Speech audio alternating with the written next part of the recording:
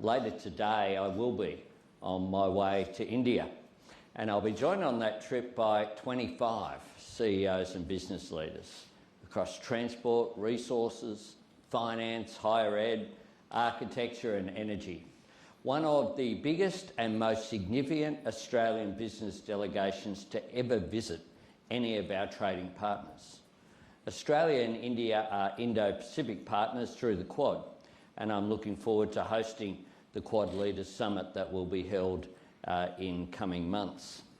Our two nations share a very rich history. We're bound by our democratic values and enlivened by genuine friendship, but also, as we're seeing at cricket grounds, fierce sporting rivalry, and I look forward to attending half an hour anyway of the fourth test along with Prime Minister Modi in a couple of days' time. By any measure, Australia is a better place because of our large, diverse and aspirational Indian-Australian community, the fastest growing group in Australia. Yet for all of this, in 2021-22, India was only Australia's sixth largest goods and services trading partner. Now we can elevate that, and not just by volume.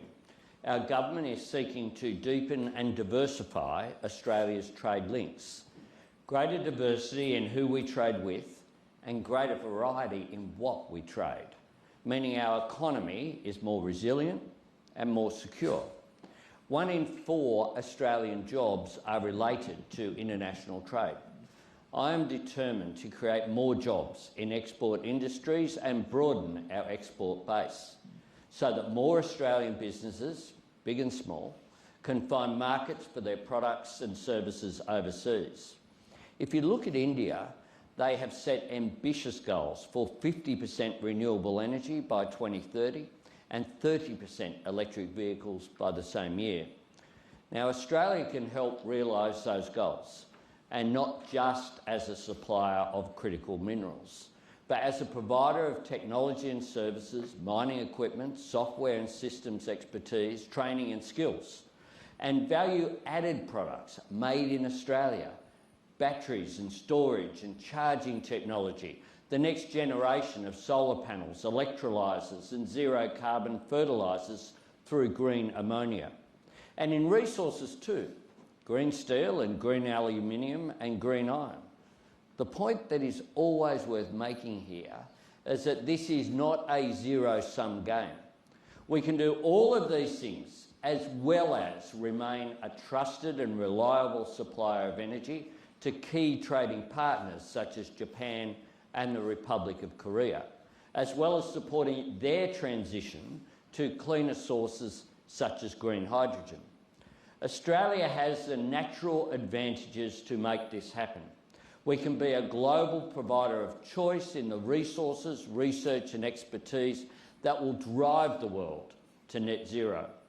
But as every business person in this audience understands, natural advantages are no guarantee of success. Securing the next generation of Australian prosperity depends on making the right investments in our workforce, our infrastructure, our productivity and our innovation. Because the world isn't waiting for us. And doing things the way we've always done them before, just because that's the way they've always been done, doesn't ensure stability, it only guarantees decline. In the last few years, global shocks have presented us with a series of national wake-up calls. And Michael's quite scary at times introduction about what has happened and how fast the world has moved with the timing of these conferences was a reminder of that. We've seen we are vulnerable when we are the last link in a global supply chain. We've seen our national energy grid is simply out of date and our energy market more exposed than it should be to movements in international prices. We've seen that our cybersecurity systems in government, as well as in corporate Australia, are not at the level they need to be. And we've seen the flaws and weaknesses in our national skills base, the over-reliance on temporary migration exposed by our closed borders.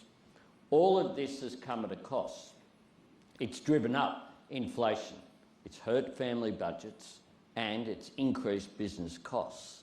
And it's shown us the extraordinary pressures on our public hospitals and aged care sector.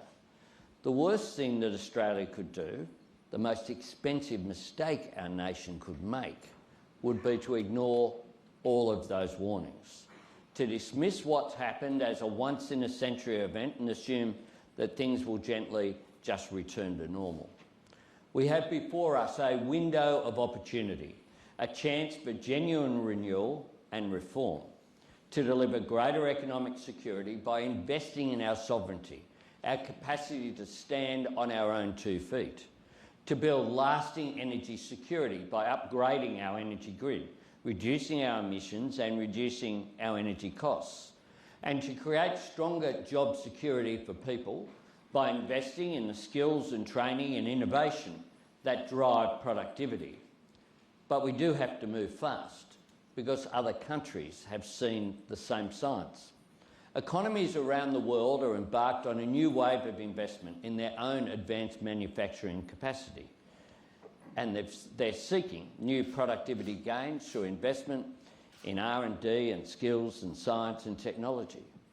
Governments and businesses here in Australia have to do the same.